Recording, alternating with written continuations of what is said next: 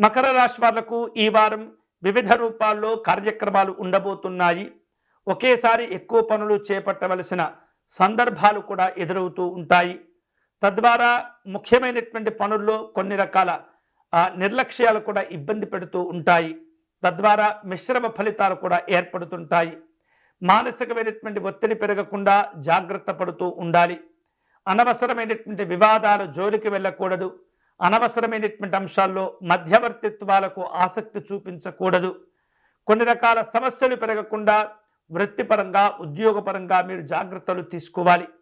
మీ యొక్క అభివృద్ధి పైన ప్రయోజనాలు సాధించడంపైనే ఎక్కువగా మీరు దృష్టిని కేంద్రీకరిస్తూ ఉండాలి. సహోద్యోగులతో మంచి మంచి కార్యక్రమాలను రూపొందించుకుంటూ ఉంటారు. వారితో కలిసి అద్భుతమైనటువంటి విజయాలను కూడా మీరు సాధిస్తూ ఉంటారు. ఆర్థికపరమైనటువంటి అంశాల్లో నిర్లక్ష్యంగా ఉండకూడదు. మీకు రావలసినటువంటి బాకీల విషయంలో మరింత శ్రద్ధ తీసుకునే ప్రయత్నం చేయండి. అనవసరమైనటువంటి ఖర్చులను కూడా తగ్గించుకోవాలి. కుటుంబపరమైనటువంటి అంశాల్లో విభేదాలు పెరగకుండా జాగ్రత్త పడుతూ ఉండాలి. మానసికమైనటువంటి అనుకూలతలు పెంచుకోవాలి. నాయకులతో రాజకీయపరమైనటువంటి అంశాల్లో ఒత్తిడి పెరగకుండా సావధానంగా సమస్యలను పరిష్కరించుకునే ప్రయత్నం చేయండి.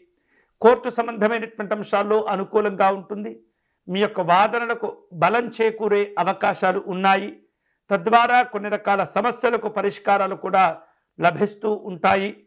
ఈ వారం ముఖ్యమైనటువంటి పనులు చేపట్టే సందర్భంలో ప్రశాంతంగా నిర్ణయాలు తీసుకుంటూ ఉండాలి. పెద్దవారి యొక్క ఆలోచనలను గమనిస్తూ ఉండాలి.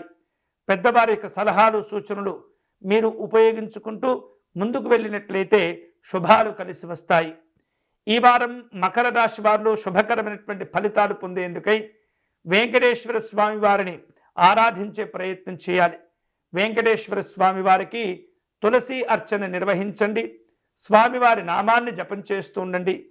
గోవింద నామాలను పారాయణం చేస్తూ ఉండండి. స్వామివారి అనుగ్రహంతో ఎన్నో శుభాలను కూడా మీరు పొందగలుగుతారు.